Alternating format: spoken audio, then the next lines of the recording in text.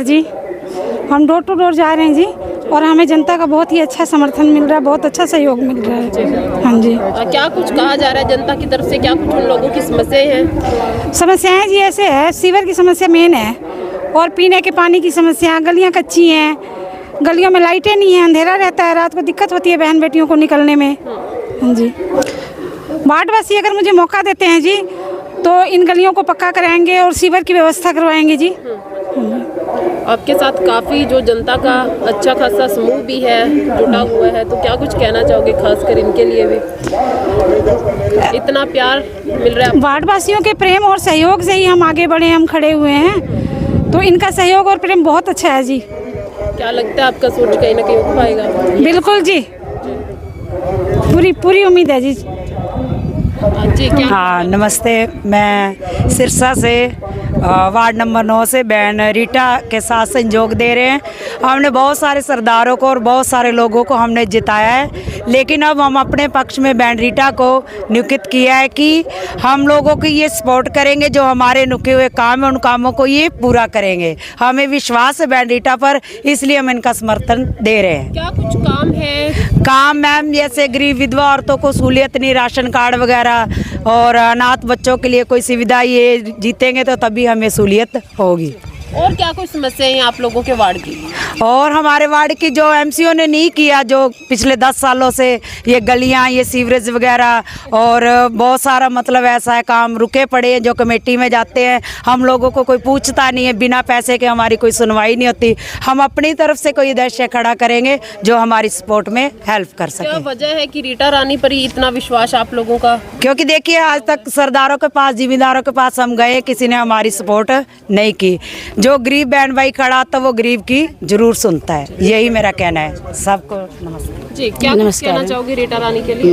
मैं तो ये कहना चाहती हूँ कि अपनी रीटा रानी ने अच्छे समझ से ना जीत हासिल करें, पूरे तन मन के साथ जीतेंगे।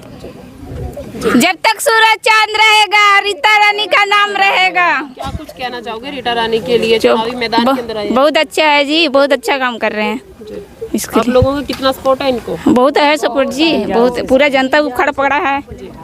जिता दोगे रीटा रानी? हाँ जी, पूरा जनता का सपोर्ट है, विश्वास है, पूरा आस विश्वास सारा है जी।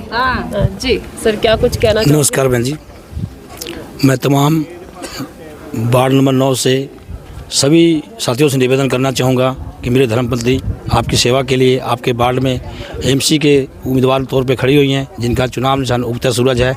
आप ज़्यादा से ज़्यादा इनको चुनाव निशान पे मोहर लगाकर इनको विजय बनाएं, और आपकी एक एक समस्याओं को हल करवाने का हम पूरा कोशिश करेंगे।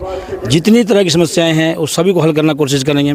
महिला सुरक्षा की समस्या है, महिला रोजगार की समस्या है, सीवरेज पानी की तो बेसिक समस्या है ही है, उसके साथ महिला सुरक्षा की बहुत बड़ी समस्या है।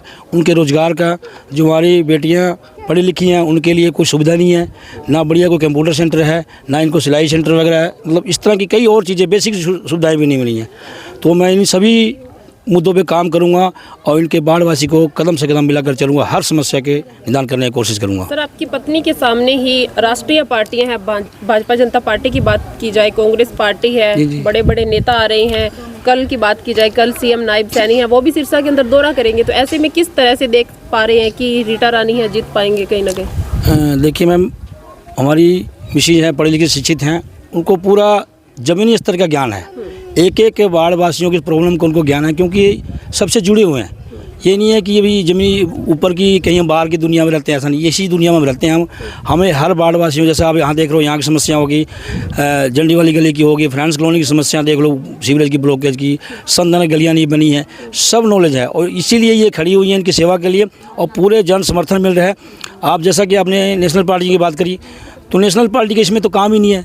मैं मानता हूं कि ये जो चुनाव है भाईचारा और प्रेम का चुनाव है, हमारा वार्ड का विकास के लिए है। नेशनल पार्टियां राष्ट्रीय हित के लिए हैं, बहुत अच्छी काम कर रही हैं नेशनल पार्टियां, मैं उनको सलाम करता हूं।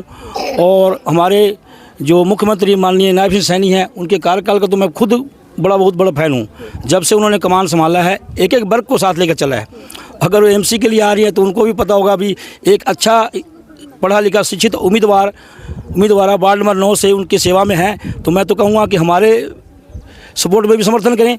ऐसे नीचे स्तर के लोगों को आप लाएँ सीएम साहब सपोर्ट करें कि ठीक है, कोई इस तरह का निजी परिवार से ऊपर बढ़ना चाह रहा है और राजनीति में आकर सेवा करना चाह रहा है, तो सीएम साहब से तो मैं तो कहूँगा, रिक्वेस्ट करूँगा कि हम जैसे गरीब लोगों को भी आने मौका दें। आप हमेशा हर वर्ग को आगे आए हों, तो हमें भी मौका दें और आपके साथ मिलकर हम काम कर सकें।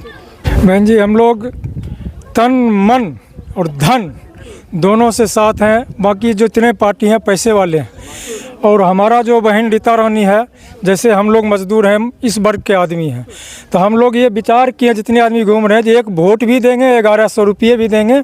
जो रिक्शा चल रहा है, तो क्या कहता है, जो दफ्तर खर्चा हो रहा है, ये इतना हमारा बहन रीता रानी नहीं लगा सकते। तो हम जितने साथी हैं, एक वोट जो मैं अगर मेरे घर में 4 वोट है तो 4 वोट 1100 रुपये मैं बहन को देना चाहूँगा। जो इस रुपये से रिक्शा खर्चा, दफ्तर खर्चा निकलेगा। इतने करके धन्यवाद। फुल सपोर्ट है, फुल सपोर्ट, तन मन धन।